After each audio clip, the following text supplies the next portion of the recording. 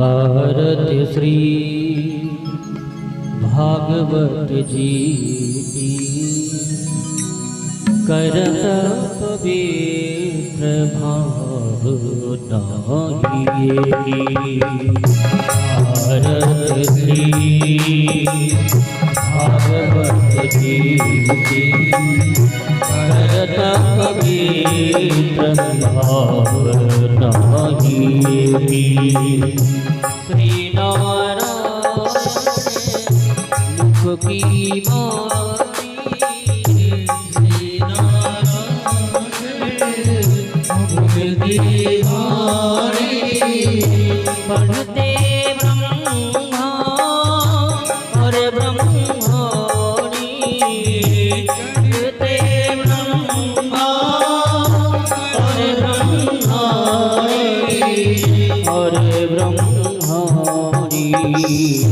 सबकर कार्य बती सुखमानी कृष्ण कथा सुखधाम हरि की आरती श्री भागवत जी की करत पवित्र भावना की सनकादिक से बखानी सनकादिक से बखानी नारद मुनि परम सुख मानी नारद मुनि परम सुख मानी परम सुख मोहनी व्यासे सुनी सर को परिजानी लिखी पुराण तिलक मिटी आरती भागवत जी की करत पवित्र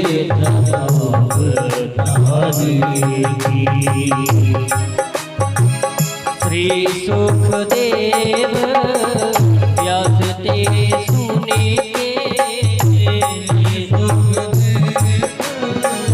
व्यास ते सुने कहीं परीक्षित नृप से सुनी के कहीं परीक्षित नृप से सुन के नृप से मुनि के गंगा तटे सन को सुनी के ज्ञान विराग सब युवती आरती भागवत जी की करत पवित्र भावना की कथा भागवत जो नित्य गावे कथा भागवत जो नित्य गावे आप सुने औरों को सुनावे आप सुने औरों को सुनावे औरों को सुनावे निश्चय कृष्ण चंद्र पद भावे प्रेम सिंधु रस आरती श्री भागवत जी की करत पवित्र भावना की करत पवित्र भावना की हरे पूर गौरव करुणावतारं संसार सारं मुझे भारं सदा हृदय हृदय हम हमारी सहितम नमामि त्वमेव माता पिता त्वमेव त्वमेव बन्धुः सखा त्वमेव त्वमेव वेद्या द्रविणं त्वमेव त्वमेव सर्वं मम देव देव मम देव देव मम देव देव। शीतले गणं पुष्पार्धदेवार्धिवन्दनम् आयुष आरोग्ये आत्मनिवेदनम् हस्तवक्षालनम् आरार्तिक्यं गृहणम् शीतले तुम जगन्माता शीतले तुम जगत्पिता शीतले तुम जगद्धात्री शीतलाय नमो नमः। श्री गुरु चरण कमलेभ्यो नमः। श्रीमातृपितृ चरण कमलेभ्यो नमः। सर्वेभ्यो देवेभ्यो नमः। सिद्धिबुद्धिसहिताय मङ्गलमूर्तये श्रीमन्महागणाधिपतये नमः।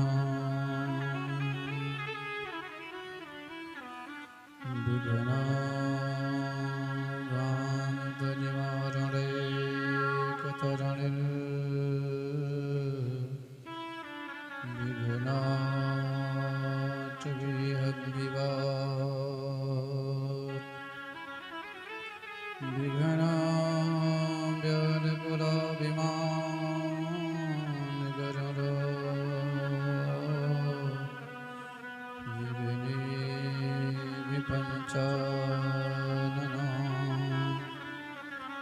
विघ्नो तुङ्गवीरप्रभेदन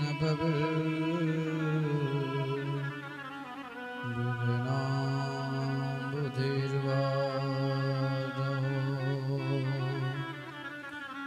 विघ्नाङ्गगगनं प्रचण्डपवनो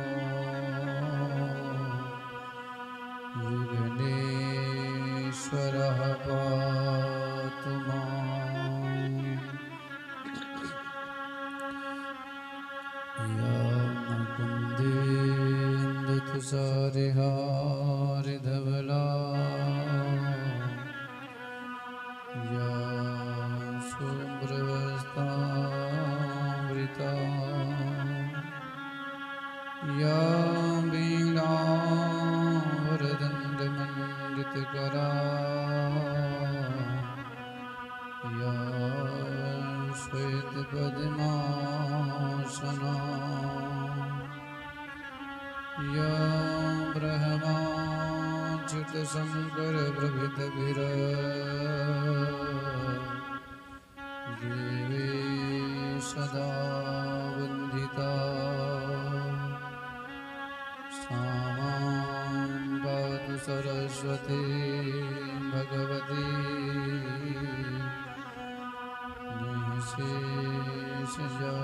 निःशेषजाड्यापहा।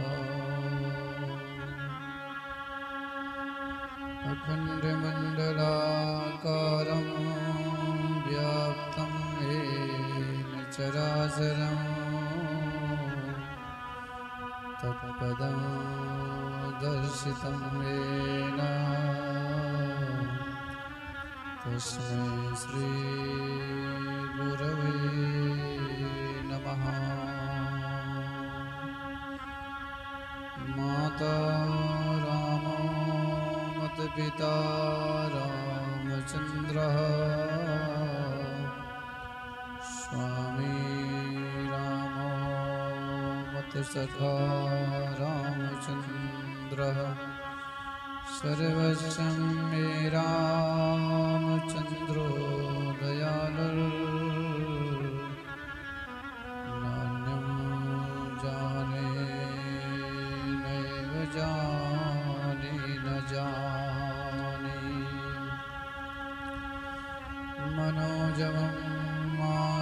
वाक्पटुल्यवेगम्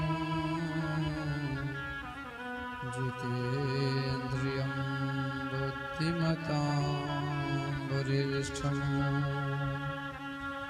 वातात्मजं वानरयोत्तमुख्यम्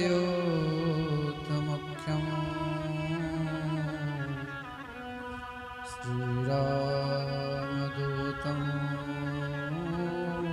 शरणं प्रपद्ये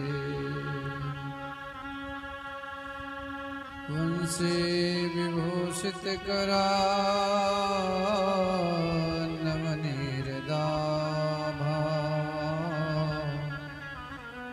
पीताम्बराधरुणबिम्बफलाधरोष्ठात् पूर्णेन्दुसुन्दरमुखादरविन्दनेत्रात् कृष्णात् परं किमपि तत्त्वमहं न जाने। राम भक्ति बिटिया भली राम विमुख नहीं पूत शिवरे तो वैकुंठ गए धुंधकारी भयो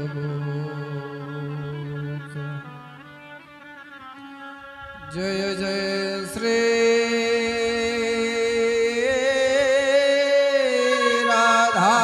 राधारमण श्री जय जय नवल किशोर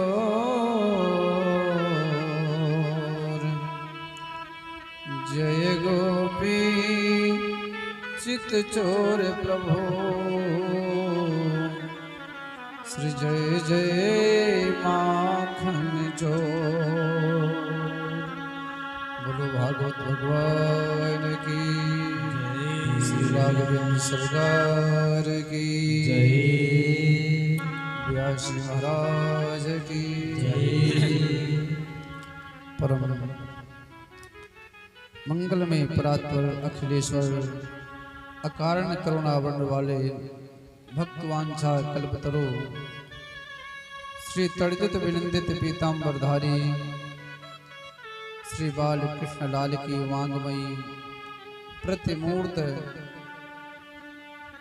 श्रीमद् भागवत महापुराण मेरे प्यारे भगवत अनुरागी जनों, माताओं बहनों एवं वृद्ध जनों, जब जन्म जन्मांतों का कल्प कल्पांतों का युग युगांतों का पुण्य पुंज एकत्रित होता है, तब हम सब लोगों को ऐसा शुभ अवसर प्राप्त होता है कि गोविंद की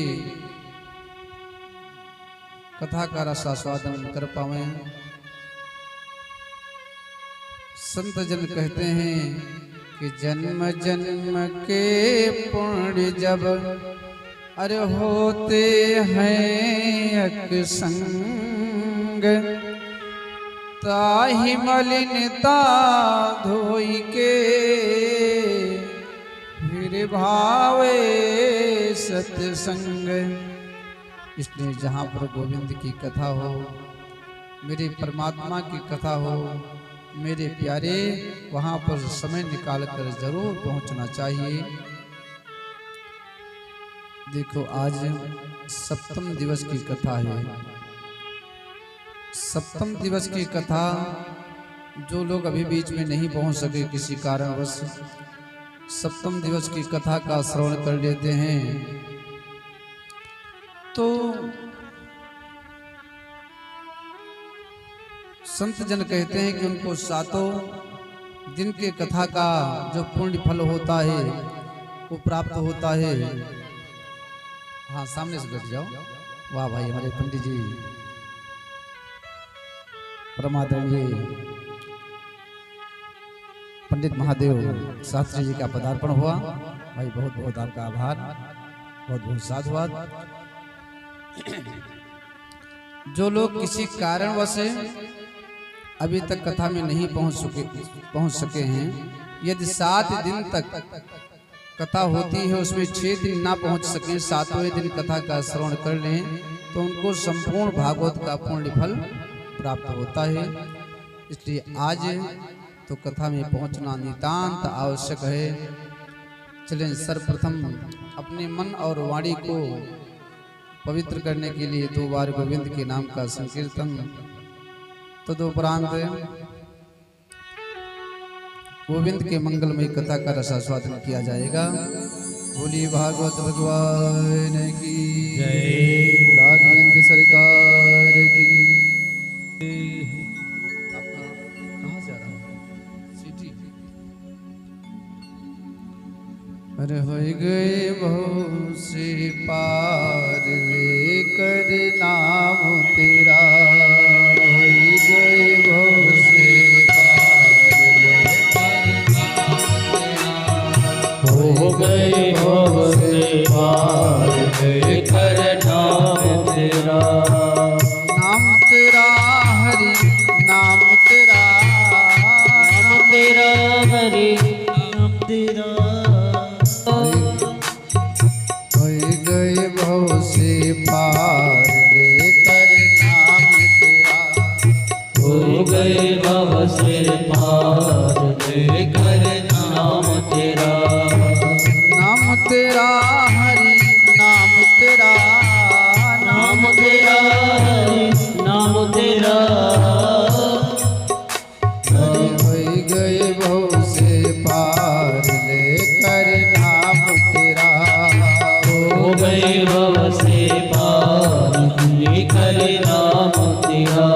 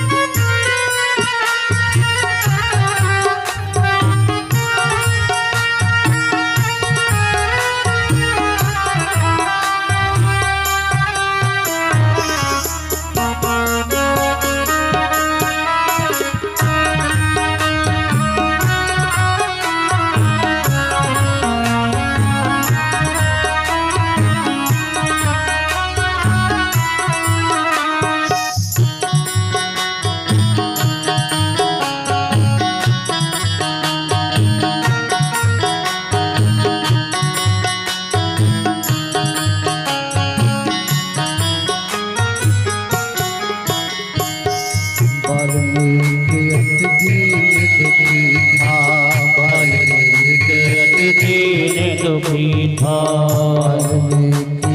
दीन दुखी था, वाल्मीकि के अति दीन दुखी था। बुरे कर्म में सदा लीन था, बुरे कर्म में सदा लीन था। वाल्मीकि अति दीन दुखी था, वाल्मीकि के अति दीन दुखी था। बुरे कर्म में सदा लीन था, बुरे कर्म में सदा लीन था। कर रामायण तैयार लेकर नाम तेरा, कर रामायण तैयार लेकर नाम तेरा। हर हो गए भव से पार लेकर नाम तेरा, हो गए भव से पार लेकर नाम तेरा। बोल बांके बिहारी लाल की।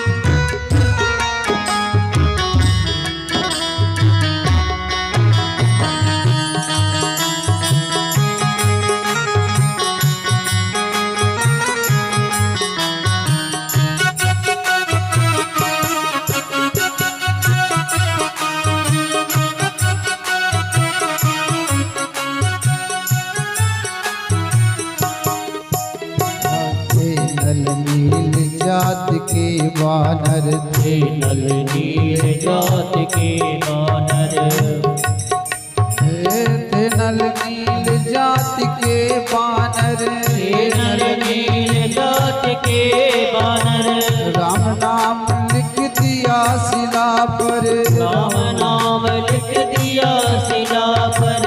हे नल नील जाति के बानर, नर नील जात के बानर, राम नाम लिख दिया शिला पर, राम नाम लिख दिया शिला पर।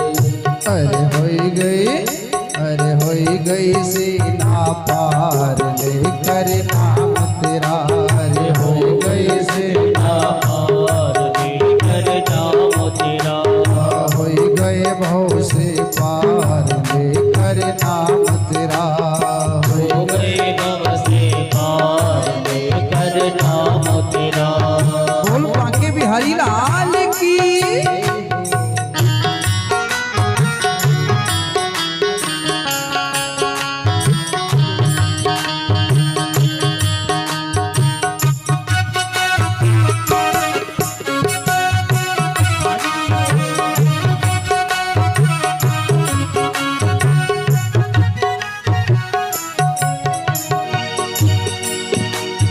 हो गए भव से पार लेकर नाम तेरा, होई गए भव से पार लेकर नाम तेरा, हो गए भव से पार लेकर नाम तेरा, भव से पार लेकर नाम तेरा।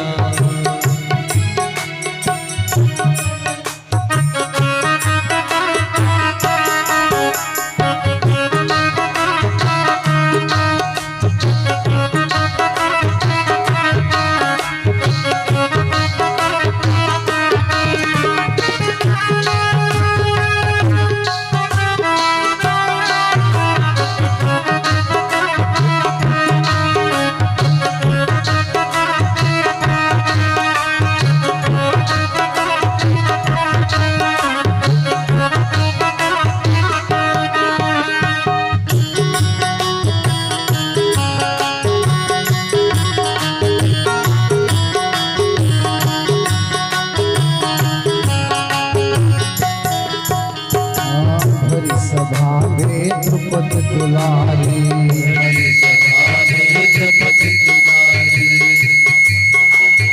हरि द्रुपद दुलारी, हरि द्वारिका नाथ पुकारी, द्वारिका नाथ पुकारी, हरि सभा में द्रुपद दुलारी, हरि सभा में द्रुपद दुलारी, कृष्ण द्वारिका नाथ पुकारी, कृष्ण द्वारिका नाथ पुकारी। बढ़ गए चीर अपार लेकर नाम तेरा, बढ़ गए चीर अपार लेकर नाम तेरा, हो गए भव से पार लेकर नाम तेरा, हो गए भव से पार लेकर नाम तेरा।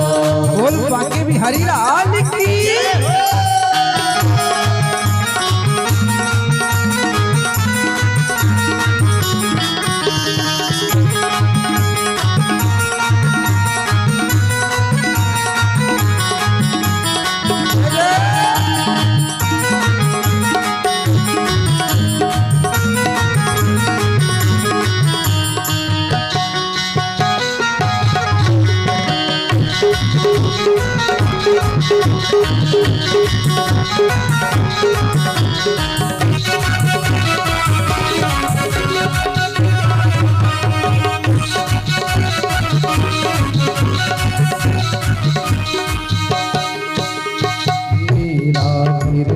नाम पुकारी, मेरा हरि नाम पुकारे, विष अमृत कर दिया मुरारी, अमृत कर दिया मुरारी।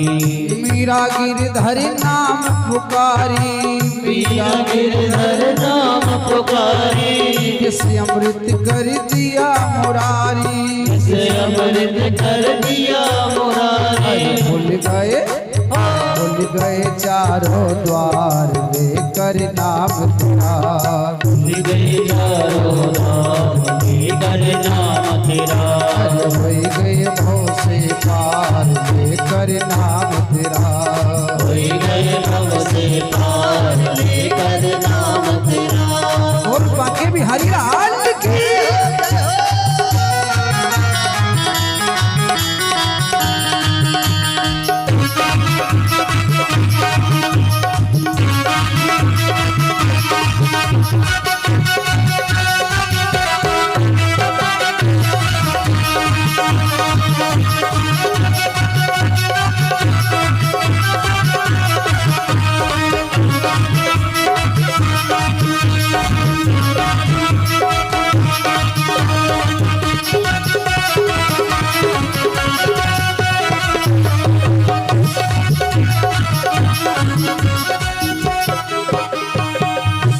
भागवत भगवान की, राघवेंद्र सरकार की।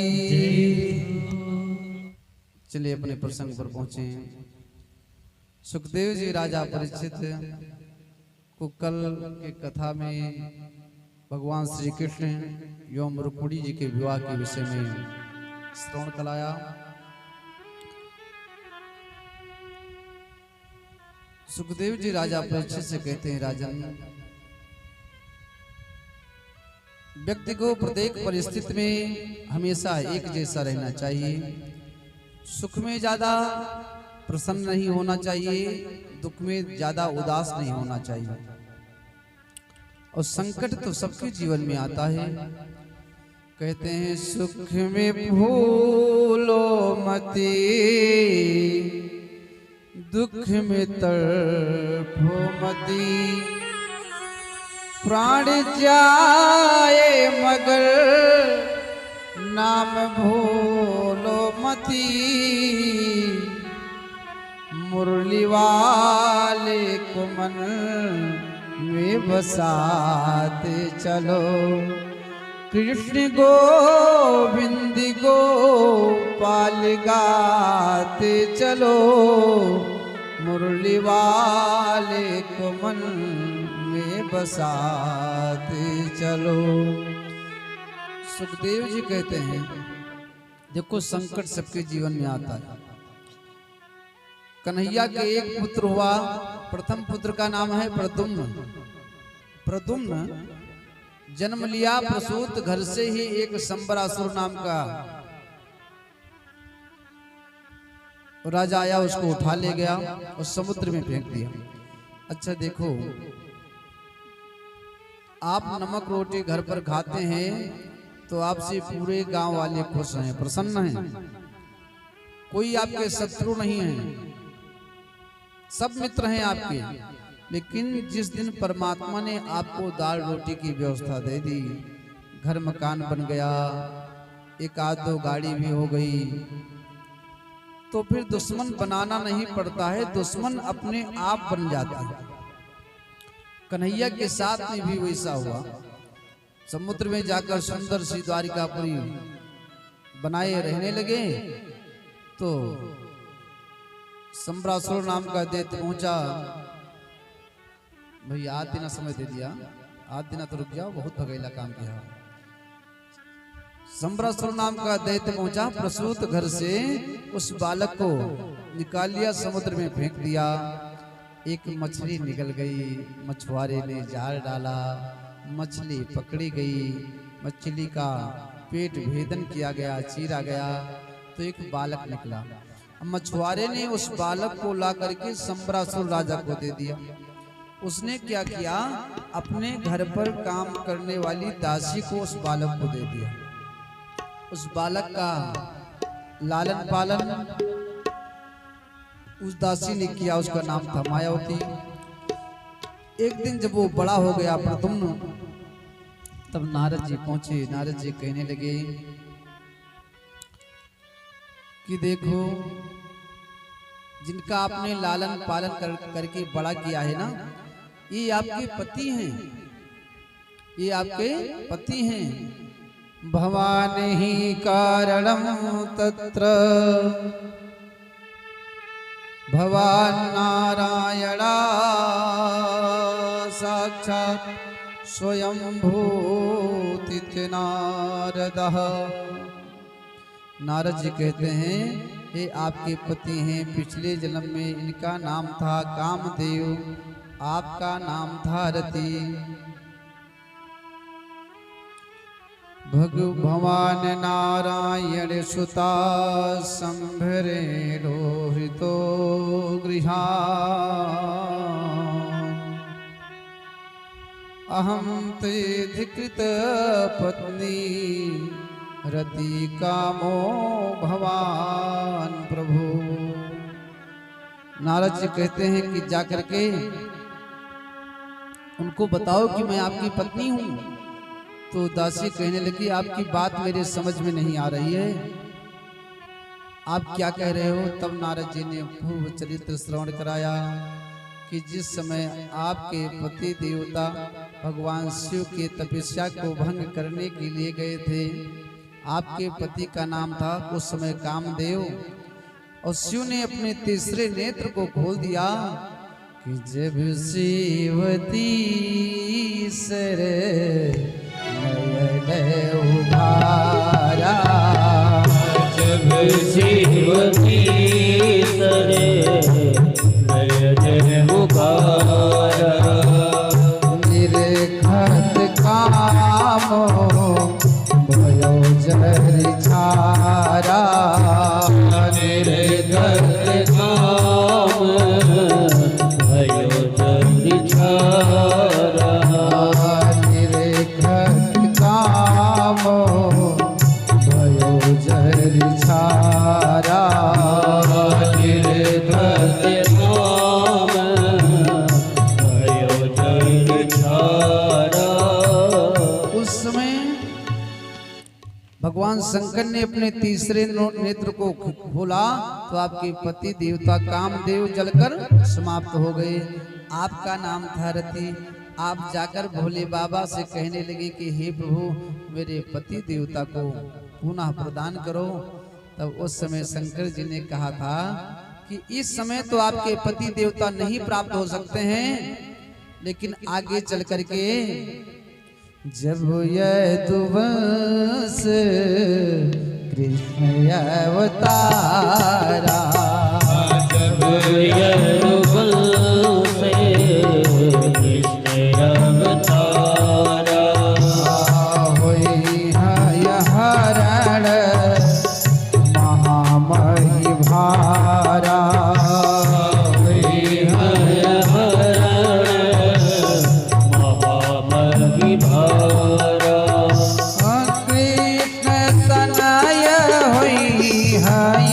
पति मोरा, कृष्ण तनय हुई है पति तोरा, वचन अन्यथा होहि न मोरा, वचन अन्यथा होहि न मोरा, वचन अन्यथा होहि न मोरा। तो भोले बाबा ने कहा था कि जब द्वापर में हमारे प्रभु अवतार लेंगे कृष्ण के रूप में, तब उनका पुत्र प्रद्युम्न जो पैदा होंगे, आपके पति प्रद्युम्न के रूप में जन्म लेंगे, तब उस समय द्वापर में आपको प्राप्त होंगे। नारद जी ने जब इस प्रकार बताया तो सम्रासुर के घर में काम करने वाली दासी जाकर के सारा हाल प्रद्युम्न को कहती है। भवान नारायण सुता संभरे रोहितो गृहान्, अहं त्रिदिग्गता पत्नी रति कामो भवान प्रभु। सारा हाल उस देवी ने प्रद्युम्न को बताया, पूर्व जन्म का हाल। तो प्रद्युम्न समझ गए। चढ़ाई करके सम्रासुर राजा का जो है अंत कर देते हैं। उनको समाप्त करने के बाद अपनी पत्नी को लेकर के द्वारिका पहुंचते हैं। सुखदेव जी राजा परीक्षित से कहते हैं, राजन जब प्रद्युम्न जी अपनी धर्म पत्नी को लेकर पहुंचे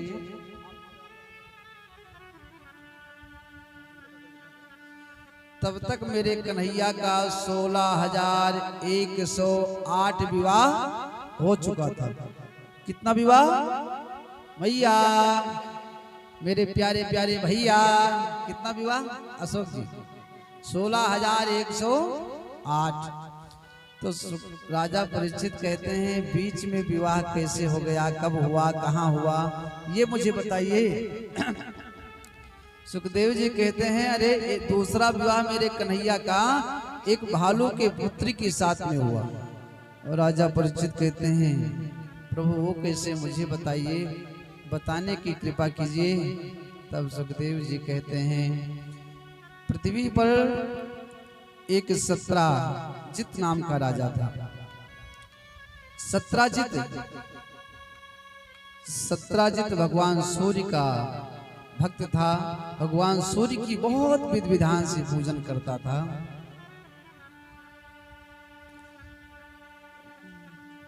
ध्येयं सदा सवित मंडल मध्यवर्ती नारायणा सरसिजा सन्निविष्टः केयूरवान मकर कुंडलवान किरीटी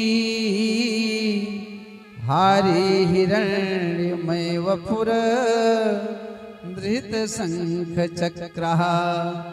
विधि विधान से 100 प्रचार से सत्राजित राजा ने भगवान भुवन भास्कर सूर्य का पूजन का कार्य संपन्न किया।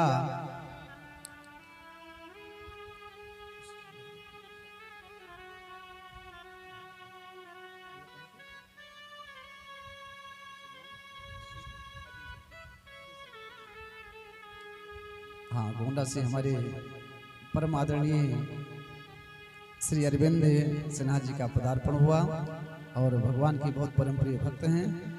आपका बहुत बहुत आभार, बहुत बहुत साधुवाद। माँ की बिहारी सदा आप सपरिवार का कल्याण करें।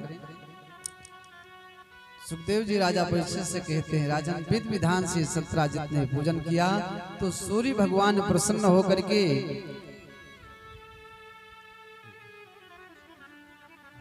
बाबू शिवम शर्मा जी की तरफ से कन्हैया के चरणों में कुछ भेंट अर्पण हुई। भगवान सदा आपका कल्याण करें। अब जब सूर्य भगवान सत्राजित को लेकर गए तो सूर्य लोक में भ्रमण कराए और जब वहां से सत्राजित आने लगे तो सूर्य भगवान ने एक स्यमंतक मणि प्रदान किया। ध्यान से सुनना, क्या प्रदान किया? स्यमंतक मणि।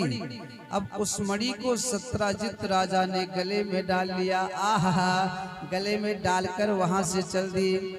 और इधर कन्हैया कुछ जो है ग्वालों के साथ में बैठे थे तो ग्वाल वाल कहने लगे अरे कन्हैया हमें तो लग रहा है कि सूर्य देवता आपके दर्शन के लिए आ रहे हैं। कन्हैया ने कहा मेरे भोले भाले नागरिकों, ये सूर्य नहीं है अपितु सूर्य के समान चमकने वाली स्यमंतक मणि है। उससे प्रतिदिन 8 भार जो है सोना निकलता था। 20 तोला को 1 भार कहा जाता है और 8 भार निकलता था। अब 20 गुणे 8 कर लीजिए कितना तोला सोना प्रतिदिन उस मणि से निकलता था। तो एक दिन कन्हैया के सखाओं ने, मित्रों ने कहा, ग्वाल वालों ने कि कन्हैया इस मणि से इतना धन आता है तो सत्राजित इस मणि को लेकर क्या करेगा? इसको आप ले लो और इसके द्वारा जो धन प्राप्त होगा उससे प्रजा का कल्याण होगा। तो कन्हैया ने एक दिन सत्राजित से उस मणि को मांगा तो सत्राजित ने उस मणि को देने से मना कर दिया और घर पर जाकर अपने भाई प्रसेन से कहा कि आज कन्हैया इस स्यमंतक मणि को मांग रहे थे। प्रसेन ने कहा, रे उस कन्हैया की इतनी हिम्मत कि मेरे भाई से सिमंतक मणि को मांगे, लाओ मणि मुझे दे दो। अब सत्रजित से उस मणि को लेकर प्रसेन ने अपने गले में डाल लिया। अब गले में डाल करके शिकार खेलने के लिए चल दिया। जंगल में पहुंचा तो एक शेर ने उस मणि को देखा, तो शेर ने आक्रमण कर दिया और आक्रमण करके प्रसेन को मार डाला, घोड़े को मार डाला, सिमंतक मणि को छीन लिया। अब शेर सिमंतक मणि को लेकर जा रहा था। रास्ते में एक बहुत बड़ी गुफा थी। उस गुफा में रहता था जामवंत नाम का रीछपत। जामवंत ने देखा उस मणि को तो बाहर निकले, शेर को मार डाले, सिमंतक मणि को छीन लिए और सिमंतक मणि को ले जा करके अपनी पुत्री जामवंती को दे दी। इधर जब 2-3 दिन हो गए, प्रसेन वापस नहीं आया, तो सत्रजित उदास रहने लगे। और जब पति देवता उदास हो तो पत्नी को भी दुख होता है। तो सत्रजित की पत्नी ने कहा, स्वामी आज आप बहुत उदास दिखाई पड़ते हो, क्या हो गया? मुझसे कुछ बता दोगे तो आपका भार हल्का हो जाएगा। अब सत्रजित कहते हैं, नहीं कोई बात नहीं है। पत्नी कहती है, नहीं कुछ बात तो है। तो सत्रजित कहते हैं, देखो मैं आपसे बताने जा रहा हूं, लेकिन किसी से बताओगी तो नहीं? अच्छा, एक विशेष बात, पत्नी से कोई गूढ़ बात आप बता दो तो गलती हुई, लेकिन ज्यादा गलती नहीं हुई। लेकिन कहीं आपने ये बता दिया कि इस बात को किसी से बताना मत, तो समझो बहुत बड़ी गलती हो गई। अब सत्रजित कहते हैं, मैं बताने तो जा रहा हूं, लेकिन किसी से बताना मत इस बात को। अब सत्रजित के पत्नी को क्रोध आया और क्रोध में आकर कहने लगी, सुनो आज तक मैंने आपकी बात किसी से बताई? अरे विश्वास हो तो बताओ, नहीं तो मत बताओ। कि नारी ने आक्रोश में अरे किया बचन आघात, और मैंने किस दिन गैर से कही तुम्हारी बात। आपको विश्वास हो मेरे ऊपर तो बताओ, नहीं तो मत बताइए। तब सत्रजित ने बता दिया कि देखो एक दिन कन्हैया ने मुझसे सिमंतक मणि को मांगा था, मैंने तो हमें लगता है कन्हैया मेरे भाई प्रसेन को मार कर सिमंतक मणि को छीन लिए। लेकिन देखो मैंने बड़े विश्वास के साथ में आपसे इस बात को कहा है, किसी से कहना मत। सत्रजित की धर्मपत्नी ने कहा, ना ना मेरा तो स्वभाव ही नहीं है। लेकिन रात में नींद नहीं आई।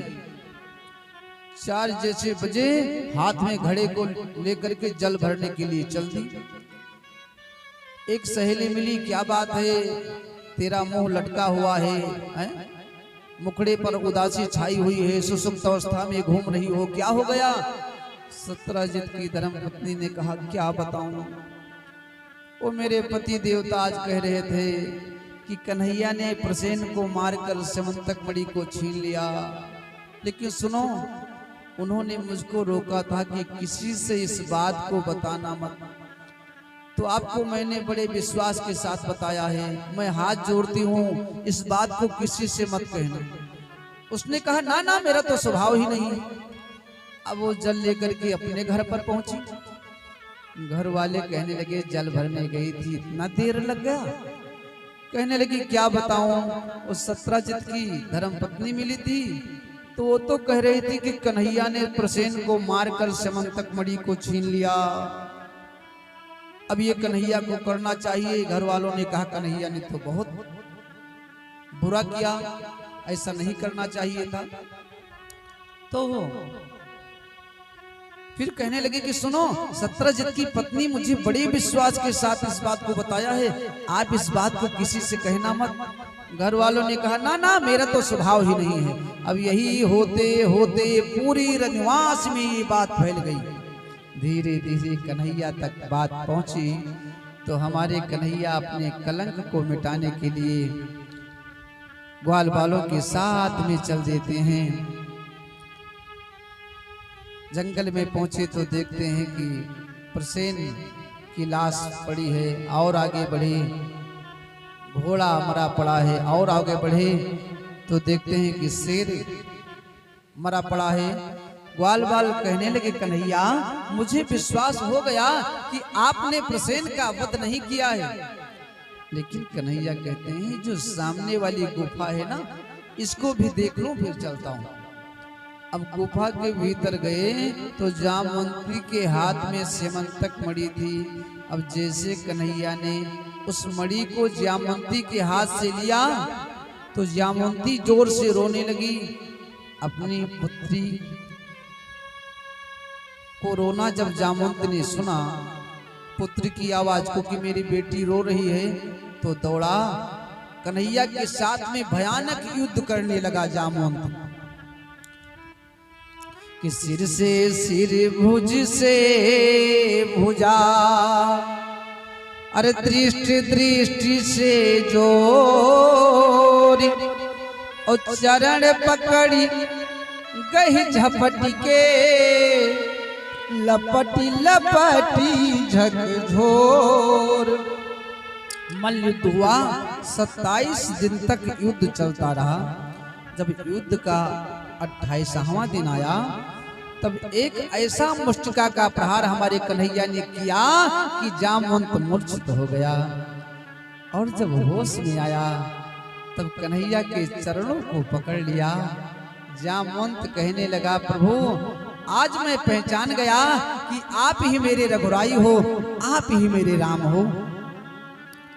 अच्छा देखो, रामा अवतार में हमारे प्रभु ने जब रावण का उद्धार करके सीता मैया को लेकर अयोध्या पहुंचे तो सारे वानरों से कहने लगे कि आपको जो कुछ चाहिए सो बताओ।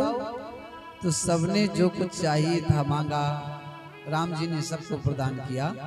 लेकिन जब जामवंत का नंबर आया तो जामवंत कहते हैं, हे प्रभु, हे रघुराई, आपने रावण को मारा और हमने सुना था कि रावण कैलाश पर्वत को उठा लिया था, बहुत बाहुबली था, और आपने रावण को मार डाला। तो आप देना चाहते हो तो यही दे दो कि हमारा आपका 2-2 हाथ हो जाए, मैं भी जान लूं कि मेरे रघुराई के बाजुओं में कितनी ताकत है। तो आज मुझे तो उस समय राम जी ने कहा कि देखो अभी नहीं, आपकी इस कार्य को मैं अभी नहीं पूरा कर सकता, लेकिन आगे चल करके जब मैं द्वापर में कृष्णा अवतार लूंगा, आहा, तब तुम्हारी इच्छा पूरी होगी। तो वही जामवंत कहता है, प्रभु आज मैं पहचान गया कि आप ही मेरे रघुराई हो। आप इस गुफा में किस लिए आए प्रभु? जामवंत कहता है। तो कन्हैया कहते हैं, यही सेमंतक मणि मुझे चाहिए। तो जामवंत कहता है, प्रभु इस मणि को तो मैंने अपनी पुत्री को दे दिया, दान कर दिया। अब किसी चीज को किसी को दान कर दिया जाए तो उससे वापस कैसे लें? फिर जामवंत ने क्या किया, अपनी पुत्री जामवंती का हाथ पकड़कर कन्हैया के हाथ में दे दिया। कहा, प्रभु जब मेरी पुत्री आपकी हो जाएगी तो ये सेमंतक मणि भी आपकी हो जाएगी। तो दूसरा विवाह मेरे कन्हैया का जामवंत की पुत्री जामवंती के साथ में हुआ। मणि को लेकर पहुंचे, सत्रजित से कहते हैं कि देखो यह मणि जामवंत कपि छीनी, यह मणि जामवंत कपि छीनी, सुता समेत मोहिती नदीनी, सुता समेत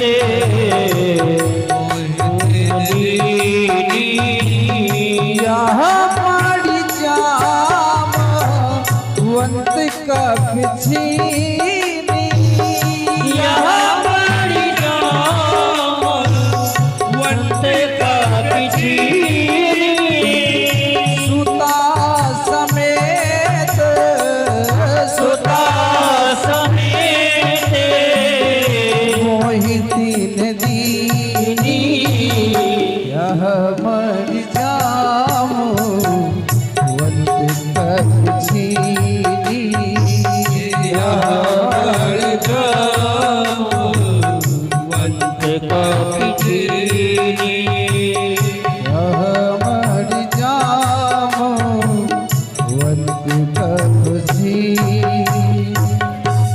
कन्हैया कहते हैं सत्राजित से कि अपने मणि को संभालो, नाहक में मुझे कलंक लगा रहे थे।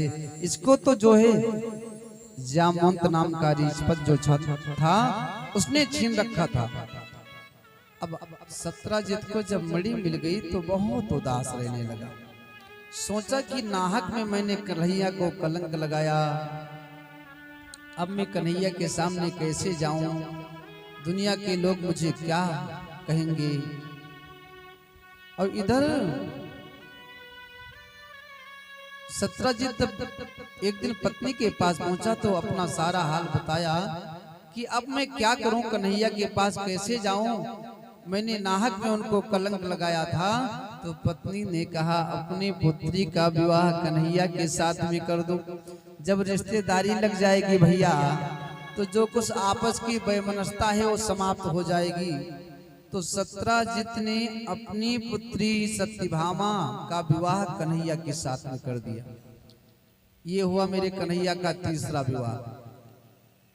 अच्छा, इधर राजा परीक्षित कहते हैं सुखदेव जी से कि इतना बड़ा कन्हैया को कलंक लगा क्यों। तब सुखदेव जी कहते हैं कि चांद चौथ का देखियो, अरे मोहन भात उमास, उताते लग्यो कलंक यहाँ, अति मन भयो उदास। कन्हैया ने चौथ के चंदा को देखा था जिसके कारण ये कलंक लगा। सुखदेव जी राजा परीक्षित से कहते हैं राजन, एक बात और बहुत ही महत्वपूर्ण है, क्या कि यदि किसी ने चौथ के चंदा को देख ले, भादों में जो चौथ का चंदा होता है ना, मान लो किसी ने बोल से देख लिया तो ये स्यमंतक मणि की कथा जो आप सब सुन रहे हैं इसको सुन लिया जाए तो उसको कलंक नहीं लगता है। सुखदेव जी कहते हैं जो भादों के रात को, अरे चांद निहारई को, यह प्रसंग श्रवण करे, ताहि कलंक न होय। भादों की रात्रि में यदि चौथ का चंदा का दर्शन हो जाए तो इस स्यमंतक मणि के प्रसंग को श्रवण कर लिया जाए तो फिर कलंक नहीं लगता है। एक दिन की बात है कि कन्हैया अर्जुन दोनों साथ में निकले तो यमुना के पास पहुंचे तो एक देवी जी बैठी थी। अर्जुन पूछने लगे आप कौन हो, क्यों यहाँ तपस्या कर रही हो।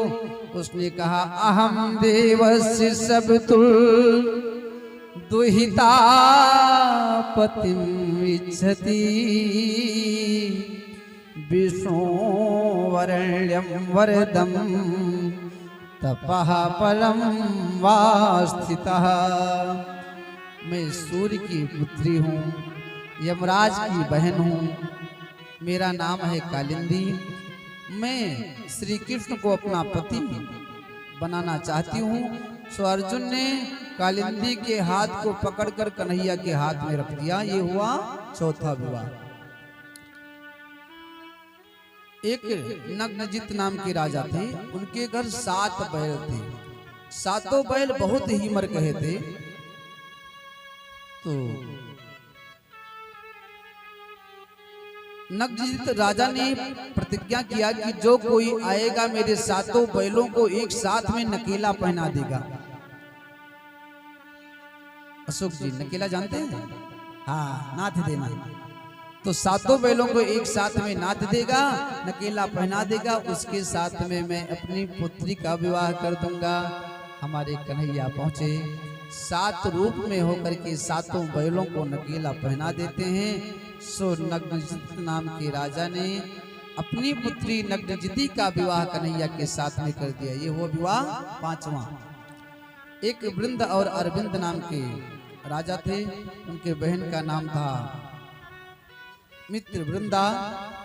तो मित्र वृंदा का विवाह कन्हैया के साथ में कर दिए। ये वो 6वां विवाह। 7वां विवाह भद्रा के साथ में, 8वां विवाह लक्ष्मण के साथ में हुआ। और पृथ्वी पर एक भौमासुर नाम का राजा था।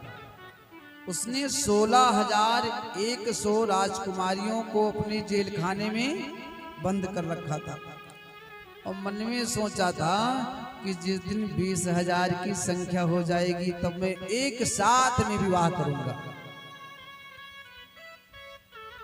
और वो राजकुमारियां जेल में बंद हैं, लेकिन कन्हैया का चिंतन कर रही हैं कि हे प्रभु, आप आकर के हम सबको बचा लो, यहाँ से छुड़ा लो। ये बहुत बड़ा पापी दैत्य है भौमासुर, बहुत बड़ा पापी राजा है। अब वो 16,100 राजकुमारियां कहती हैं कि हे प्रभु, आपके दर्शन कब होंगे? कि नाम तुम्हारा तारणहारा, नाम तुम्हारा तारणहारा, कब तेरा दर्शन होगा? जिसकी रचना इतनी सुंदर हो, कितना सुंदर होगा, वो कितना सुंदर होगा। वो तेरा तारणहारा, कब तेरा दर्शन होगा? जिसकी प्रतिमा इतनी सुंदर हो, कितना सुंदर होगा, वो कितना सुंदर होगा। हम तुम्हारा तारणहारा, कब तेरा दर्शन होगा? जिसकी रचना इतनी सुंदर हो, कितना सुंदर होगा, वो कितना सुंदर होगा, वो कितना सुंदर होगा।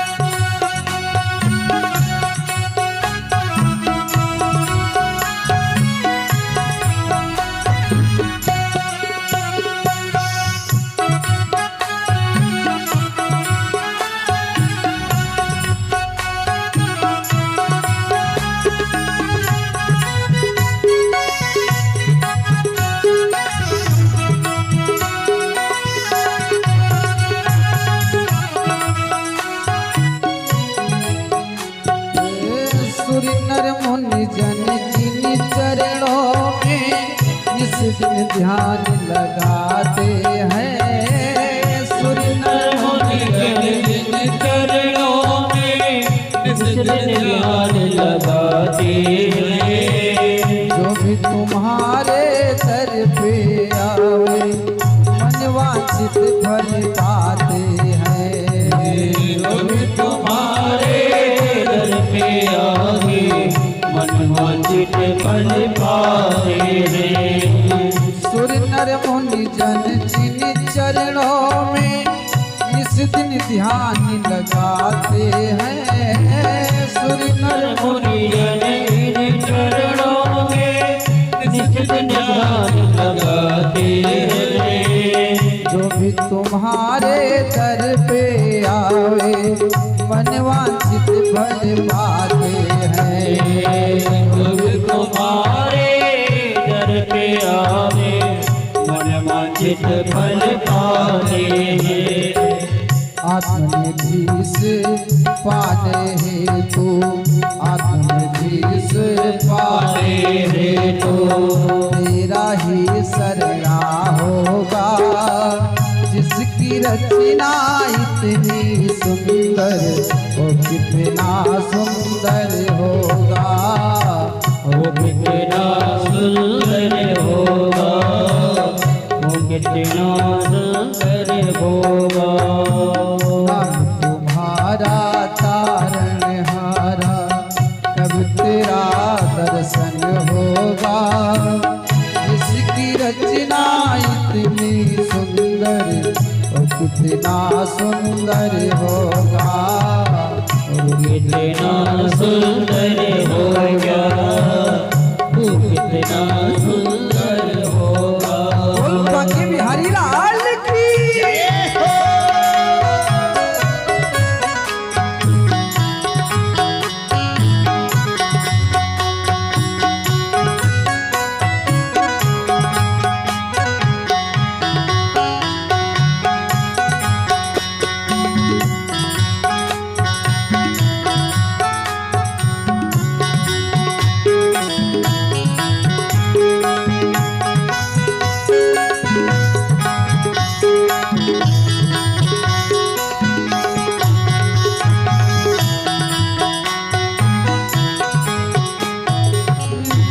दयाल दया के स्वामी जग में नाम तुम्हारा है। दीन दयाल दया के स्वामी जग में नाम तुम्हारा है। तुम बिन मेरे बाल कृष्ण प्रभु कोई नहीं हमारा है। तुम बिन मेरे बाल कृष्ण प्रभु कोई नहीं हमारा है। भव से पार उतरने हेतु भव से पार करने हेतु गीतों का सरगम होगा। जिसकी रचना इतनी सुंदर वो कितना सुंदर होगा। वो कितना सुंदर होगा, वो कितना सुंदर होगा। नाम तुम्हारा तारणहारा कब तेरा दर्शन होगा। जिसकी रचना इतनी सुंदर वो कितना सुंदर होगा।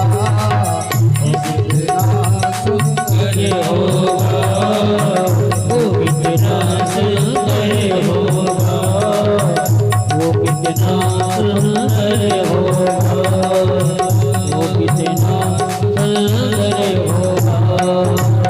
राधे रानी सरकार की जय हो। अब 16,100 राजकुमारियां कन्हैया का चिंतन कर रही हैं। हमारे प्रभु भौमा पहुंचकर भौमासुर का उद्धार किए। 16,100 राजकुमारियों को निकाला कन्हैया ने जेल खाने से। फिर आज कन्हैया ने सोचा कि यदि मैं इन राजकुमारियों के साथ में विवाह नहीं करूंगा तो फिर इनके पास दो ही रास्ता बचेगा। या तो ये आत्महत्या कर लेंगी या तो गलत रास्ते पर चली जाएंगी। क्योंकि कोई भी कुलीन पुरुष जो अच्छे घर से है वो इनके साथ में विवाह नहीं करेगा। जो जान जाएगा कि भौमासुर नाम का दैत्य इन सबको कैद कर रखा था तो अच्छे घर का व्यक्ति तो विवाह करेगा नहीं। तो या तो ये गलत रास्ते पे चली जाएंगी और या तो आत्महत्या कर लेंगी। तो कन्हैया कहते हैं देखो क्या आप सब मेरे साथ में विवाह करना चाहती हो। तो उन राजकुमारियों ने कहा कन्हैया आपसे सुंदर मुझे पति और कौन मिलेगा। सो सुखदेव जी कहते हैं राजा परीक्षित से राजन 16,100 राजकुमारियों के साथ में एक ही दिन में कन्हैया ने विवाह किया जिससे पत्नी की संख्या हो गई 16,108। अच्छा प्रत्येक पत्नी के 10-10 पुत्र हुए। कितने? 10-10। अब कितने पुत्र कन्हैया के हो गए भैया हैं? हाँ 1,61,080 पुत्र कन्हैया के हुए और प्रत्येक पत्नी से एक एक कन्या का जन्म हुआ। अब एक दिन कन्हैया के पुत्र और पौत्र सब घर से निकले घूमने के लिए।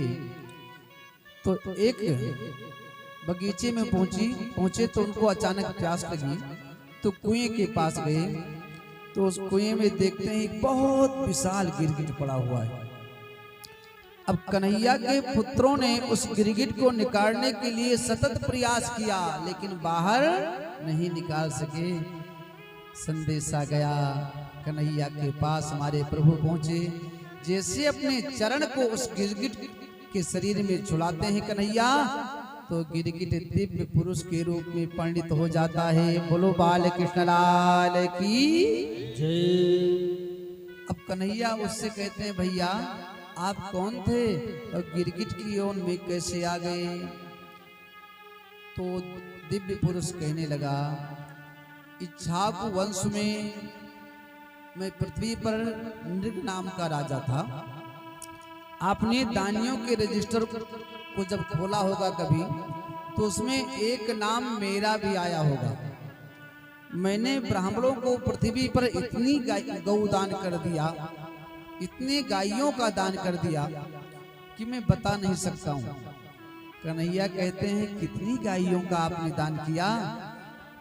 तब वो दिव्य पुरुष कहने लगा कि यावते सिकता भूमेरी यावते दिव्य तारिका यावते वर्ष धारस्या तावतीर जगा मिस्मगा। यावते सिकता भूमि, सिकता माने धूल। पृथ्वी पर जितने धूल के कण हैं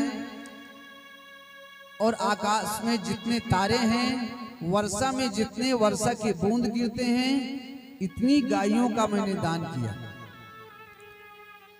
तो कन्हैया कहते हैं, फिर आप बुढ़ी गाय दान किए होंगे, तभी आपको जो है गिरगिट बनना पड़ा। तो दिव्य पुरुष कहता है, नहीं, मैंने सुंदर सुशील शुद्धि और डिल्ला वाली गाय, जिसकी डिल्ला हो, देसी गाय का मैंने दान किया। और ऐसे वैसे नहीं, सींग में स्वर्ण और खुर में चांदी डुबा कर फिर मैंने ब्राह्मणों को दान किया। कि पयसे विनीत ऋणीशील रूपा गुणो प्रपन्ना कपिला हेम श्रृंगी न्यायार्जिता रूप पुरातवस्था दुकूल माला भरणा ददाहम। मैंने सुशील शुद्धि गाय मैंने ब्राह्मणों को दान किया। कन्हैया कहते हैं, कहीं नंबर 2 के द्वारा धन कमाकर तो नहीं दान किए हो? नंबर 2 के द्वारा धन कमाकर दान करोगे तो लाभ नहीं मिलने वाला। तो दिव्य पुरुष कहता है, नहीं, न्यायार्जिता रूप घोरास्तवस्था, जो मैंने अपने न्याय के द्वारा अच्छे रास्ते पर चलकर धर्म के द्वारा जो मैंने धन कमाया, उससे गाय को लाकर मैंने दान किया था। तब कन्हैया कहते हैं, फिर आपको गिरगिट की योनि में आना क्यों पड़ा? तब वो दिव्य पुरुष कहता है कि मैं पृथ्वी पर एक दिन गौदान कर रहा था। नाम था नृग। नृग नाम के राजा नृग के नाम से मैं प्रसिद्ध था। एक दिन एक ब्राह्मण आया, मैंने उसको गौदान किया। वो गाय को लेकर जा रहा था। अब वो गाय उसके हाथ से छूट गई और मेरे गौशाला में आ गई। दूसरे दिन भूलवश मैंने उसी गाय को किसी दूसरे ब्राह्मण को दान कर दिया। अब वो ब्राह्मण उस गाय को लेकर जा रहा था। दूसरे दिन वाला ब्राह्मण रास्ते में मिल गया, कहने लगा, ये गाय मेरी है। वो कहने लगा, नहीं नहीं, राजा साहब ने आज मुझको इस गाय को प्रदान किया है। अब दोनों में आपस में बाता कहानी होने लगी। तो दोनों ब्राह्मण उस गाय को लेकर राजा नृग के पास पहुंच गए। कहने लगे, राजन, इस गाय को आपने कल मुझे दिया था। दूसरे ने कहा नहीं नहीं, आज आपने इस गाय को मुझे दिया है। तो राजा नृप कहने लगे, हे ब्राह्मणों, आप लोग रुष्ट ना हो, मैं इस गाय के बदले आप दोनों को 1-1 लाख गाय देने को तैयार हूं, लेकिन आप दोनों नाराज ना हो। तो दिव्य पुरुष भगवान कन्हैया से कहता है कि दोनों ब्राह्मण बहुत ही स्वाभिमानी थे, उस गाय को वहीं पर छोड़कर चले गए। तो जब मेरा शरीर छूटा, मैं यमराज के पास पहुंचा, तो यमराज कहने लगा कि आप अपने पुण्य को पहले भोगोगे या पाप को। तो मैंने सोचा कि मेरा पाप थोड़ा है, तो पहले पाप को भोग लूं, क्योंकि अपने जान में मैंने कोई पाप नहीं किया। तो थोड़ा बहुत पाप होगा, पाप को भोग लूं, फिर सुख का भोग करूंगा। तो मैंने कहा मैं पाप भोगूंगा। यमराज ने कहा तुम नीचे गिर जाओ। और जब मैं नीचे गिरने लगा तो मैंने देखा कि मेरा शरीर गिरगिट का हो गया। अब उस दिव्य पुरुष ने इतना कहा, उधर भगवान नारायण के पार्षद विमान लेकर आए, वो तो चला गया स्वर्गलोक। और इधर कन्हैया अपने पुत्रों से कहते हैं, बेटा जीवन में कुछ भी करना, लेकिन ब्राह्मणों को कभी कष्ट मत देना, ब्राह्मणों को कभी तकलीफ मत देना। कन्हैया कहते हैं, देखो मैं आपको यमराज के पास से बचा सकता हूं, इंद्र के वज्र से बचा सकता हूं, लेकिन ब्राह्मण के श्राप से नहीं बचा सकता हूं। कोई ब्राह्मण को कष्ट दे और ब्राह्मण रोए, ब्राह्मण के रोने से जो आंसू गिरते हैं और आंसू के द्वारा धूल के जितने कण गीले होते हैं, उतने वर्ष तक उस व्यक्ति को नरक में रहना पड़ता है जो ब्राह्मण को रुलाता है, कष्ट देता है। भगवान कहते हैं, देखो कभी जीवन में ब्राह्मण को कष्ट मत देना। और इधर मानस में गोस्वामी बाबा कहते हैं कि इंद्र कुलई से मम सूले विशाला, इंद्र कुलई से मम सूले विशाला, काल कंड हरि चक्र कराला,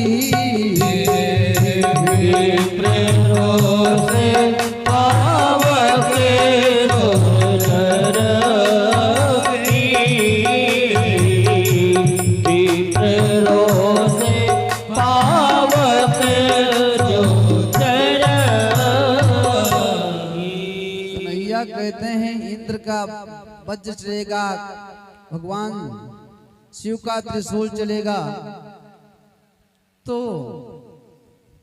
शायद एक ही व्यक्ति की मृत्यु हो।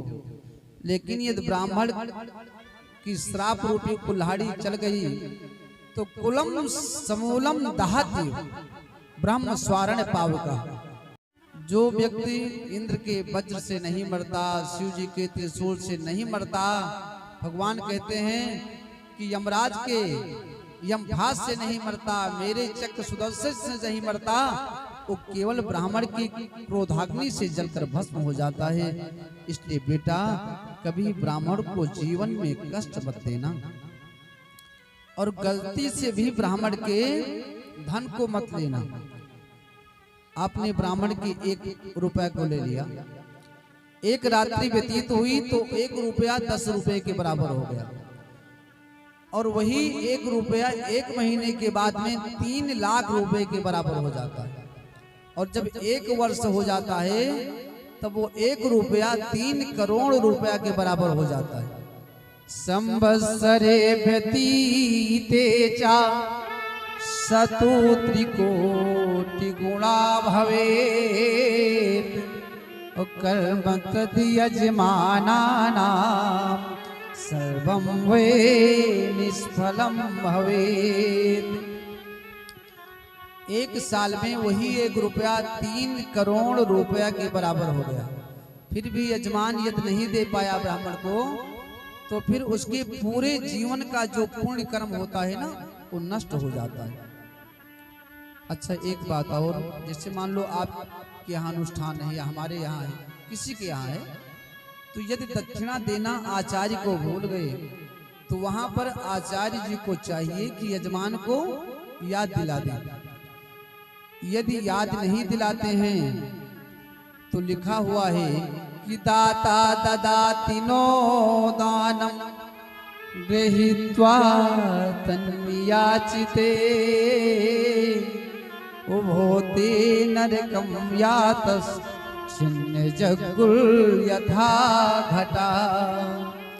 यदि यजमान दक्षिणा देना भूल गया और आचार्य जी याद नहीं दिलाए, तो जैसे कुएं में जल भरा जाए रस्सी से, तो रस्सी टूट जाए, घड़ा तो जल में गिरेगा ही, साथ में रस्सी को भी लेकर जाएगा। तो यजमान को तो नरक जाना ही पड़ता है, साथ में आचार्य को भी नरक जाना पड़ता है जो पूजा कराते हैं। इसलिए आचार्य जी को चाहिए कि यजमान को याद दिला दें। कन्हैया कहते हैं अपने पुत्रों से, बेटा कभी जीवन में ब्राह्मण को कष्ट मत देना, क्योंकि सर्व अंग भंग होत मुनिन को सतावे जो, नरक माही बास होत नारी के चुराए से, अंधे और लूल होत जीवों की हिंसा किए, नरक माही बास होत पर निंदा गाए से, कुंठी और मूक होत मुनिन को सतावे जो, ज्ञान बुद्ध नष्ट होत नीच अन्न खाए से, विप्रन के पूजन से यश होत सालिग्राम, वंश का विनाश होत विप्र को सताए से, वंश का विनाश होत विप्र को सताए से। इसलिए बेटा कभी जीवन में ब्राह्मणों को कष्ट मत देना। इस प्रकार हमारे कन्हैया अपने पुत्रों को समझाकर साथ में लेकर चले गए। एक पौंड्रक नाम का राजा था। एक दिन काशी नरेश से पूछा कि ये बताओ, कन्हैया को सब लोग भगवान कहते हैं, उनमें क्या विशेषता है जो मुझ में नहीं है? काशी नरेश ने कहा, सुनो, उनमें विशेषता क्या है? उनके 4 हाथ है, चक्र सुदर्शन उनके साथ में रहता है। बस पौंड्रक ने क्या किया, नकली 2 हाथ लगवा लिया और एक चक्र सुदर्शन भी बनवा लिया, उसमें बटन लगवा लिया, ऐसे दाबते घूमता रहे। चारों तरफ जाकर कहने लगा, सुनो, मैं ही भगवान हूँ, मेरा नाम वासुदेव है। अब 2, 4, 6 लाख उसके भी भाई भक्त हो गए। कन्हैया को संदेशा गया। हमारे कन्हैया पहुंचे, कहने लगे, देखो तुमको अभिमान नहीं करना चाहिए, मनुष्य का तन मिला है तो गोविंद के नाम का भजन करो। अपने आप को भगवान क्यों कहते हो? हमारे कन्हैया उस पौंड्रक को समझा रहे हैं, लेकिन अभिमान में इतना भर गया था कि वो भगवान श्री कृष्ण की बात को सुनने को राजी नहीं। और हमारे प्रभु कहते हैं कि तुम मानो हो, कम से कम मेरे नाम का जप करो, तेरा कल्याण हो जाएगा। ये शरीर नाशवान है, एक दिन तुम्हारा साथ नहीं देगा।